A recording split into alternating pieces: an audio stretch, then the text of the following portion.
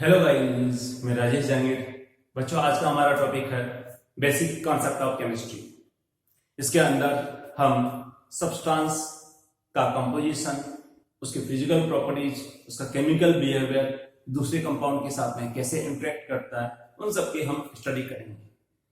साथ ही साथ में केमिकल बिहेवियर, जैसे H2 एंड O2 को साथ में रखते हैं तो वो क्या रिएक्शन शो करती है या उनका बिहेवियर कैसा होता है, उन सबकी स्टडी यहाँ पर हम करेंगे। तो सबसे पहले इसकी डेफिनेशन की बात करते हैं। This is the branch of science which deals with the study of composition of substance, their physical properties and there chemical properties is called chemistry. तो डेफिनेशन लिखते हैं बच्चों। Definition, this is the branch of science, this is the branch of science which deals with the study of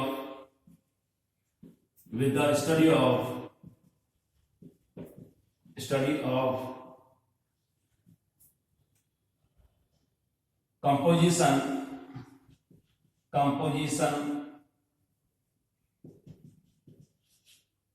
of substance, their physical properties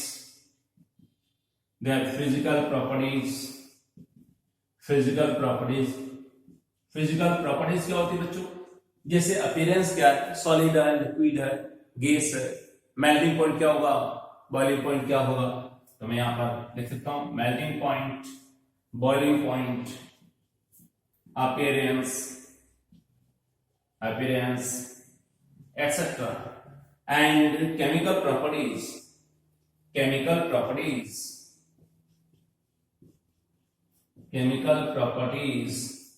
is called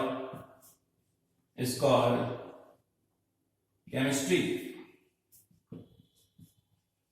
chemical property में हम देखते हैं बच्चों, किन्हीं टू सब्सटेंस को एक साथ आप रखते हो तो उनके बीच में किस टाइप के रिएक्शंस होते हैं, उनका केमिकल बिहेवियर क्या होता है, उन सब की स्टडी हम केमिस्ट्री के अंदर करते हैं। फॉर एग्जांपल, मैं इस मार्कर की बात करता हूं।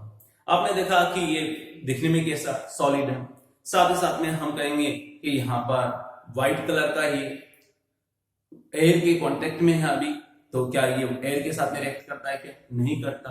मैं कहूंगा वाटर में डिप करने पर क्या जो है रिएक्ट करेगा? नहीं करेगा। अगर इसको हीट किया जाए तो क्या हो जाता है? ये मेल्ट हो जाता है। इन सब की स्टडी जो है साइंस के जिस ब्रांच में करेंगे उसे ही हम केमिस्ट्री करते हैं। तो सब्सटेंस की जितने भी सब्सटेंस आपको दिखाई दे रहे हैं उन सब की स्टडी हम केमिस्ट्री के अंदर करते हैं। जैसे हम किससे मिलकर के बने होते हैं, कौन कौन से सब्सटेंस से, कंपाउंड से मिलकर के बने होते हैं, उन सब की स्टडी हम केमिस्ट्री के अंदर ही करेंगे। नाउ बच्चों, सबसे पहले छोटी छोटी डेफिनेशंस की बात करते हैं। मैं यहाँ पर जो है मैटर की मैं बात करता हूं। मैटर होता क्या है? सबसे पहले मैटर के बारे में बात करते हैं। Anything which occupy space and have mass is called matter. हमने देखा कि ये बॉल है, इसका मास होता है, ये स्पेस ऑक्यूपाई करता है। हमने देखा ये चेयर है, इसका मास होता है और साथ ही साथ में ये स्पेस ऑक्यूपाई करता है। हमने देखा ये फैन है, ये इसमें मास होता है एंड हम कहेंगे कि इसका वॉल्यूम भी होता है। आपके घर में जिस चेयर पर आप पढ़ते हो उसका मास होता है, वो वॉल्यूम ऑक्यूपाई करता है, तो डेफिनेटली वो भी मैटर ही है। तो आपके चारों तरफ जो भी दिखाई दे रहा है जिनमें मास होता है एंड साथ ही साथ में जिनका वॉल्यूम होता है, उन्हें हम मैटर कहते हैं। तो यहाँ पर बच्चों इसकी डेफिनेशन है एनीथिंग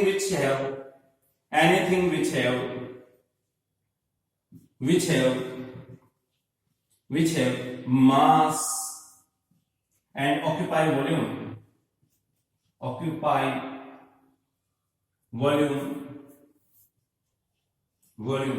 is called matter। इसे हम क्या कहेंगे बच्चों? मैटर कहेंगे। जिसमें मास होता है और जो कि वॉल्यूम ऑक्यूपाई करता है, वो सब कुछ मैटर के अंदर आ जाता है। फिजिकल स्टेट के बेसिस पर मैटर को 3 पार्ट्स में हम डिवाइड करते हैं, solid, liquid and gas. Three physical state होती है। हमारे चारों तरफ जो भी आपको दिखाई दे रहा है वहां पर कुछ लिक्विड होगा, जैसे पानी आप पीते हो वो लिक्विड स्टेट के अंदर है। आपने देखा जिस रूम के अंदर आप प्रेजेंट हो उसके अंदर एक गैस फिलअप है और उस गैस के अंदर ऑक्सीजन नाइट्रोजन प्रेजेंट है, इसका मास होता है और साथ ही साथ में ये वॉल्यूम भी ऑक्यूपाई करती है। तो इसका मतलब मैं ऐसा कर सकता हूं जिसमें मास होता है और जिसका वॉल्यूम होता है वो सब के सब मैटर होते हैं। तो क्लासिफिकेशन यहां पर मैं लिखूंगा, classification on the basis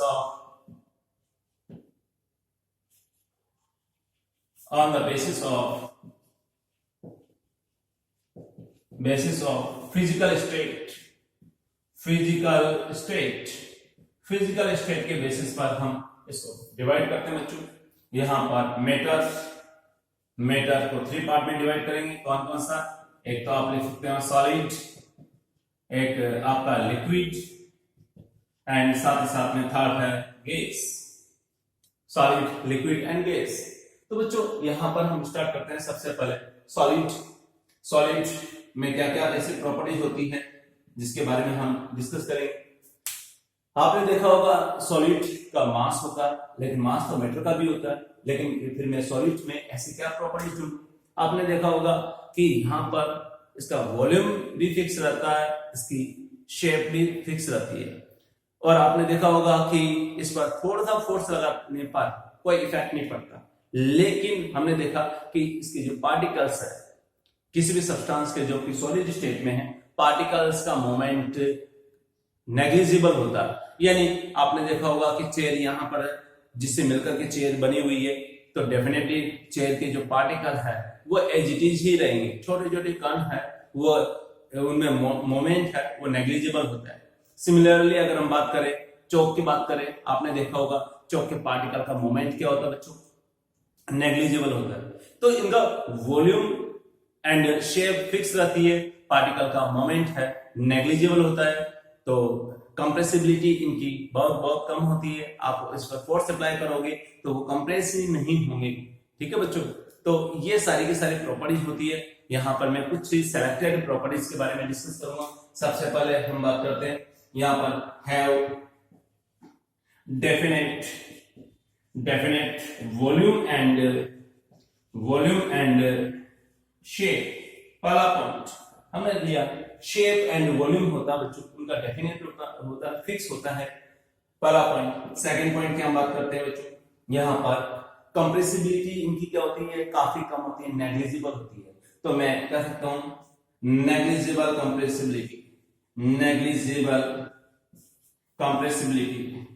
compressibility.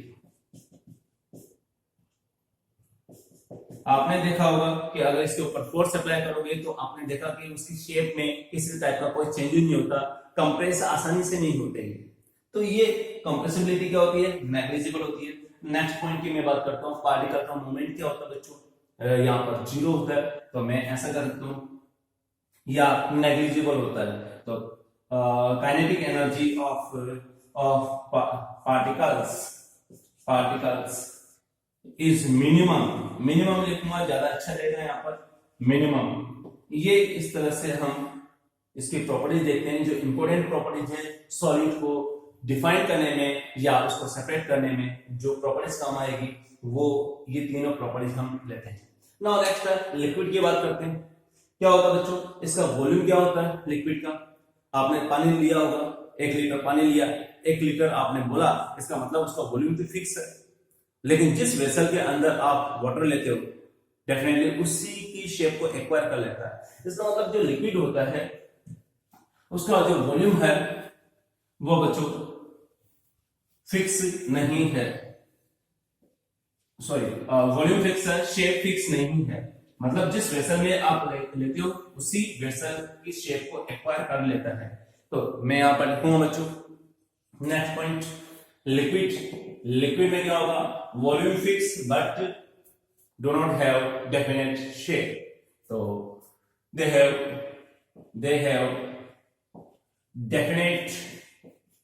definite volume but not shape।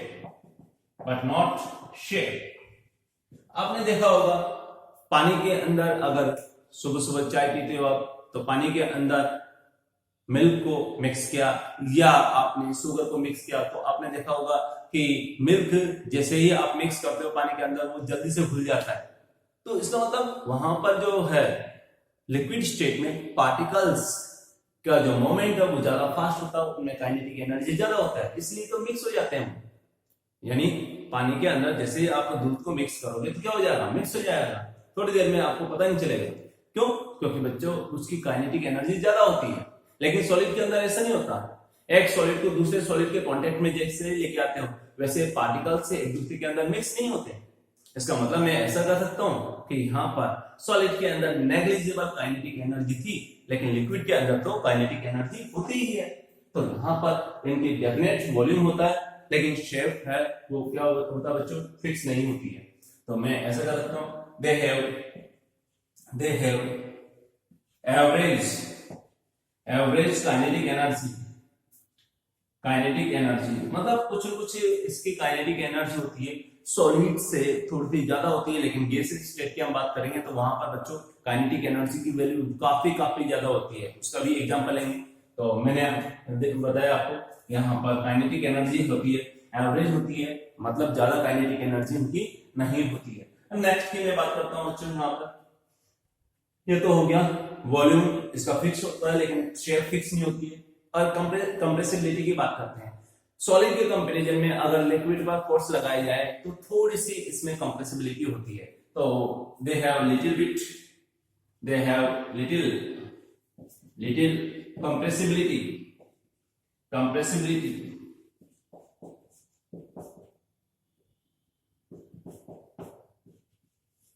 हमने जो इंपोर्टेंट प्रॉपर्टीज है वो यहाँ पर ली है। तो लिक्विड की 3 प्रॉपर्टीज मैंने लिखी, उसी तरह से गैस की जो प्रॉपर्टीज के बारे में बात करेंगे। क्या होता है बच्चों, आपने जो गैस के बारे में देखा होगा कि जिस वेसल में रखते हैं उसी वेसल का वॉल्यूम ऑक्यूपाई कर लेती है। जिस वेसल में रखते हैं उसी वेसल का वॉल्यूम ऑक्यूपाई कर लेते हैं। इसका मतलब आप समझिए, जैसे मैं इसकी बात करूंगा, एक जो है बेड स्मेलिंग गैस वो अपने लैब के अंदर बनेगी।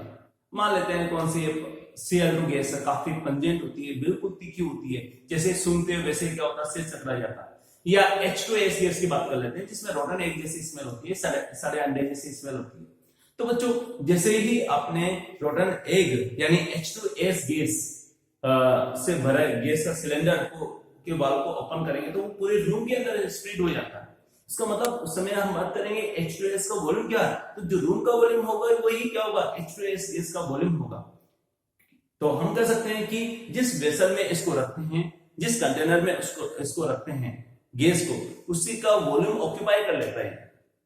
तो हम बात करेंगे गैस की बच्चों, दे डू नॉट हैव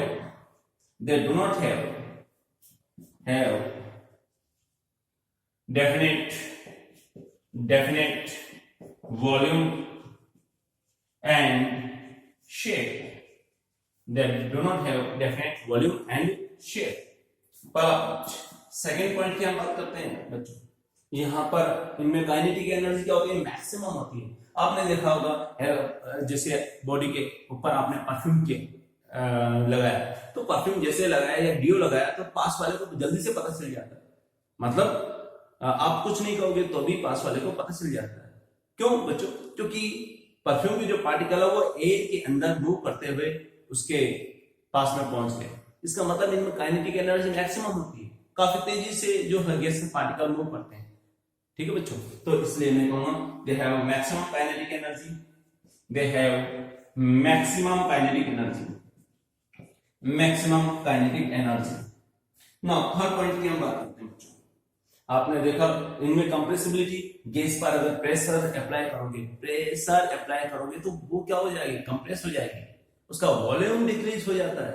इसका मतलब आपने देखा होगा, आसानी से हम ऐसा कर सकते हैं, एक बैलून के अंदर गैस लेकर के उसको प्रेस करोगे तो आप देखोगे कि उसका वॉल्यूम है कम हो गया। तो इसका मतलब उसमें कंप्रेसिबिलिटी काफी ज्यादा होती है, मैक्सिमम होती है। फिजिकल स्टेट में अगर देखें, सॉलिड, लिक्विड एंड गैस के अंदर अगर हम देखते हैं तो मैक्सिमम किसकी होती है बच्चों, यहाँ पर गैस की होती है। तो they have maximum compressibility.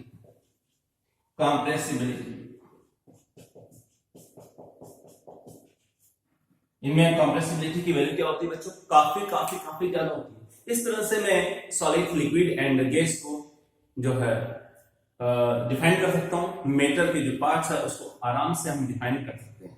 Now अगर हम मैटर की बात करते हैं तो बच्चों मैटर भी छोटे छोटे पार्टिकल से मिलकर के बना होता है। यहां पर हम देखते हैं बच्चों,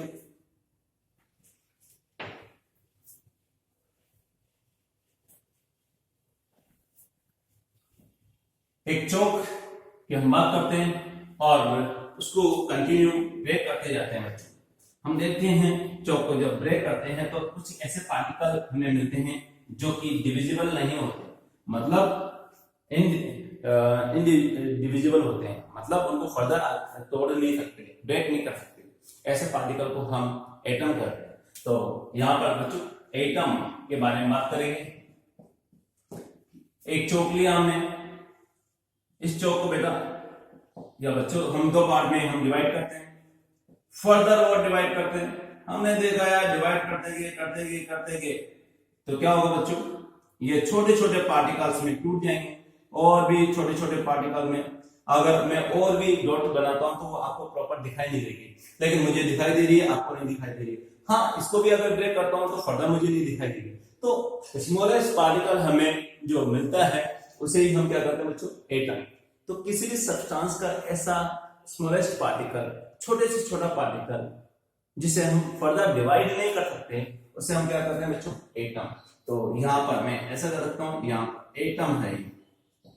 आपने देखा होगा एटम है ये जो लैटिन वर्ड है, और इसको अगर हम देखते हैं यानी दो टर्म से मिलकर के बना होता है। कौन कौन सी टर्म बच्चों? एक तो होता है ए प्लस टर्म, लैटिन वर्ड है। तो ऐसे में ए का मतलब होता है कैन नॉट, और टर्म मतलब कट, यानी ऐसे सब्सटेंस जिसको आगे काटा नहीं जा सकता, आगे फर्दर डिवाइड नहीं किया जा सकता, उसे ही हम एटम कहते हैं। तो बच्चों स्मॉलेस्ट पार्टिकल होता है ये मैटर का या सब्सटेंस का, और इसको आगे हम डिवाइड नहीं कर सकते, ऐसा बताया था डाल्टन ने। साइंटिफिकली सबसे पहले डाल्टन ने ही एटम को डिफाइन किया था। लेकिन क्या इससे पहले भी एटम की डेफिनेशन दी जा चुकी है? यस, इंडियन हिस्ट्री के अंदर महर्षि कनाद ने आज से लगभग 1800 से 2000 साल पहले, 2000 ईयर बैक की मैं बात करूंगा, महर्षि कनाद ने मैटर की स्मॉलेस्ट यूनिट को परमाणु कहा था। लेकिन लगभग 1500 से 1600 साल का जो टाइम पीरियड है, उसमें किसी भी टाइप का कोई रिसर्च हुआ नहीं, बाहर से अटैक करते रहे और उसी को बचाने में लगे रहे या उनसे बचने में लगे रहे। तो बच्चों इस तरह से साइंस के अंदर किसी भी टाइप का कोई भी रिसर्च वर्क नहीं हुआ। हाँ, लेकिन अभी 300 to 400 ईयर बैक से रिसर्च वर्क वापस से स्टार्ट हुआ। एंड डाल्टन एक वैज्ञानिक ऐसे थे जिन्होंने साइंटिफिकली एटम को डिफाइन किया था। तो एटम की डेफिनेशन देखते हैं बच्चों। एटम की डेफिनेशन क्या होती है?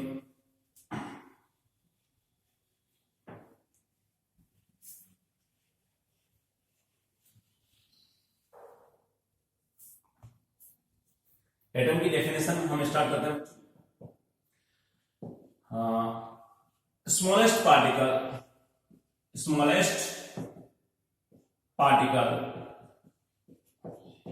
particle of the substance which cannot be divided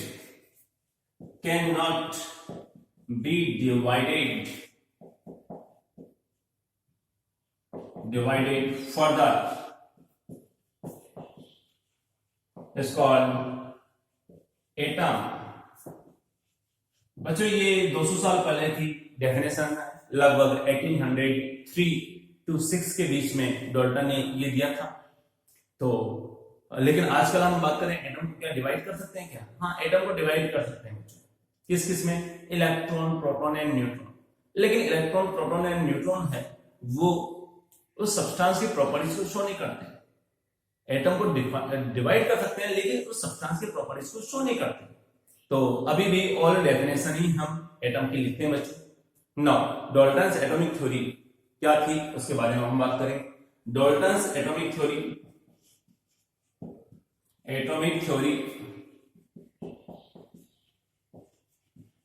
क्या था बच्चों? ये सबसे पहला पॉइंट यही था एटम के बारे में, स्मॉलेस्ट पार्टिकल ऑफ द, यहां पर मैं लिख देता हूं बच्चों, 1803 से 1806 के बीच में इस तरह की थ्योरी दी गई थी, ठीक है। और उसको यहाँ पर एटम एंड उससे रिलेटेड, इसने मेटल से रिलेटेड यहाँ पर ये थ्योरी दी थी।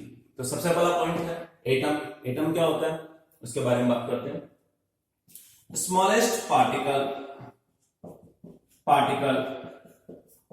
Of metal is called atom, बच्चों यहां पर ये डेफिनेशन यहां पर लिख सकते हैं पूरी आराम से। सेकंड पार्ट है, हमने देखा बच्चों कैल्शियम कार्बोनेट की चौक ली थी, हमने चौक ली थी कैल्शियम कार्बोनेट की बनी होती है, और आपने देखा उसको तोड़ते गए तो छोटे से छोटा एटम या पार्टिकल हमें मिला। जिस बेंच पर आप बैठे हो तो उस बेंच में जो बेंच बनी हुई है वो लोहे की बनी हुई है, आयरन की बनी हुई है, आयरन की रोड लगी हुई है उसके अंदर। अगर उस रोड को हम लेते हैं और ब्रेक करते जाते हैं तो आपने देखा होगा कि वहां पर हमें छोटे छोटे पार्टिकल मिलते हैं। तो मैं यहां पर लेता हूं आयरन की रोड, Fe की रोड की हम बात कर रहे हैं बच्चों, ये Fe की है। आपने इसको तोड़ा, फर्दर तोड़ा, इसका मतलब मैं आगे तोड़ता जाऊंगा, स्टेप बाय स्टेप हम चलेंगे तो हमें छोटे छोटे बहुत सारे पार्टिकल मिलेंगे, लेकिन ये पार्टिकल होंगे केवल आयरन के ही होंगे। मतलब यहां पर ये भी पार्टिकल आयरन का होगा, अगर मैं इसकी बात करूंगा ये भी आयरन का है, ये भी आपका आयरन का है। यहां पर थोड़े से मैं बड़े बनाऊंगा जो आपको विजिबल हो जाएंगे वीडियो के अंदर।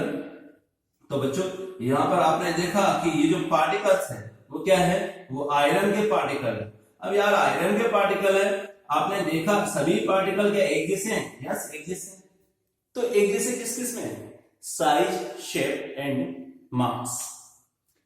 एक ही सब्सटेंस के जो पार्टिकल्स होते हैं वो साइज, शेप एंड मास में सेम होते हैं। तो मैं यहां पर लिखूंगा पार्टिकल्स ऑफ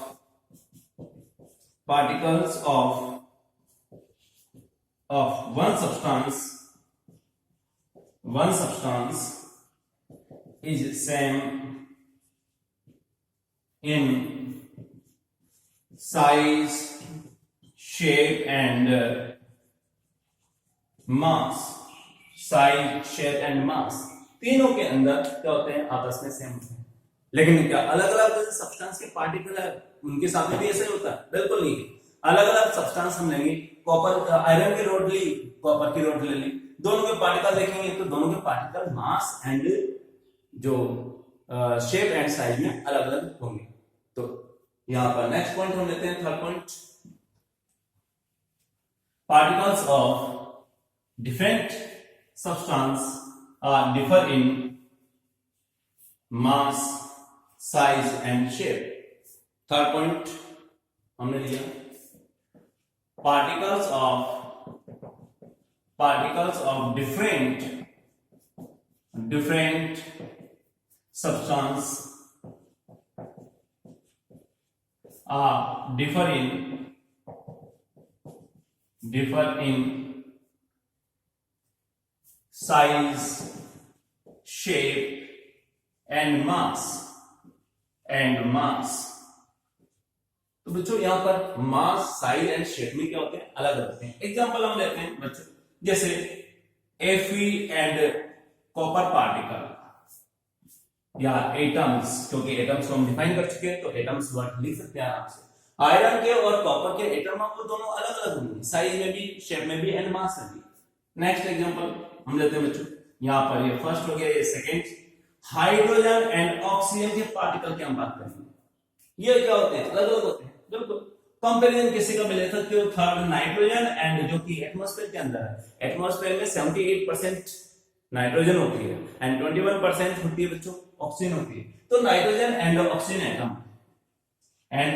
एटम्स हम इसकी बात कर सकते हैं। ये भी बच्चे क्या होते हैं, यहां पर साइज, शेप एंड मास में अलग अलग होते हैं।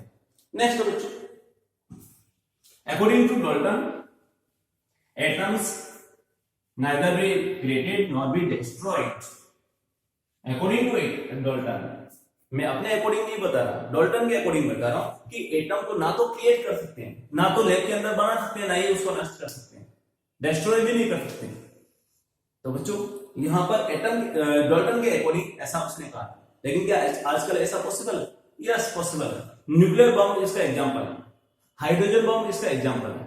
न्यूक्लियर बम के अंदर एटम्स को तोड़ा जाता है और अलग टाइप के नए एटम्स बनाए जाते हैं, जबकि हाइड्रोजन बम के अंदर 2 डिफरेंट छोटे छोटे एटम्स है, उनको जोड़ करके एक बड़ा एटम बनाया जाता है। तो यहां पर बच्चों मैं ऐसे कर सकता हूं, 4th point, according to Dalton, मैं अपने अकॉर्डिंग नहीं बता बच्चों। तो यहां पर atoms neither be destroyed nor be created, ना तो इसको क्रिएट किया जा सकता बच्चों, ना ही क्या किया जा सकता, डिस्ट्रॉय किया जा सकता। And last and final point की हम बात करते हैं बच्चों। यहां पर देखिए, जब कभी भी 2 एटम्स आपस में रिएक्ट करते हैं तो एक पर्टिकुलर रेशियो में रिएक्ट करते हैं। वो सेम भी एटम हो सकते हैं, डिफरेंट भी हो सकते हैं, और पर्टिकुलर रेशियो में रिएक्ट करके स्पेसिफिक कंपाउंड का फॉर्मेशन करते हैं। तो पहले तो आपको दिमाग में ये रखना पड़ेगा कि एक पर्टिकुलर रेशियो में ही ये रिएक्ट करेंगे तभी स्पेसिफिक कंपाउंड बनेगा। रेशियो चेंज तो कंपाउंड चेंज। जैसे मैं इसकी बात करूंगा, 2 हाइड्रोजन एंड 1 ऑक्सीजन अगर लेते हैं तो H2O मिलता है, यानी 2:1 में अगर हम लेते हैं हाइड्रोजन एंड ऑक्सीजन तो क्या होगा, H2O बनता है। लेकिन अगर 2 हाइड्रोजन एंड 2 ऑक्सीजन अगर यूज में लेंगे तो बच्चों H2O2 बनेगा। रेशियो चेंज तो कंपाउंड चेंज। तो मैं ऐसे लिख सकता हूं कि atoms react in a particular ratio and gives product और स्पेसिफिक कंपाउंड। तो atoms reacts to each other in a specific ratio and gives product। Okay बच्चों, तो इस तरह से यहां पर मैंने एग्जांपल लिया, और एग्जांपल ले सकते हैं। हमने देखा नाइट्रोजन एंड हाइड्रोजन के एटम्स 1:3 में रिएक्ट करेंगे तो बच्चों आपका बनेगा NH3। लेकिन अगर ये रेशियो चेंज हो जाता है, कैसे बच्चों, 2 नाइट्रोजन लो और 4 हाइड्रोजन अगर ले लेते हैं तो ऐसे में N2H4 एक डिफरेंट कंपाउंड बन जाता है। तो यानी N2H4 बनाने के लिए आपको 2:4 में लेना पड़ेगा, और अगर 1:3 में लोगे तो अमोनिया बनेगा। इस तरह से डाल्टन ने अपनी जो हाइपोथेसिस दी थी, जिसे डाल्टन्स एटॉमिक थ्योरी कहते हैं। Thank you.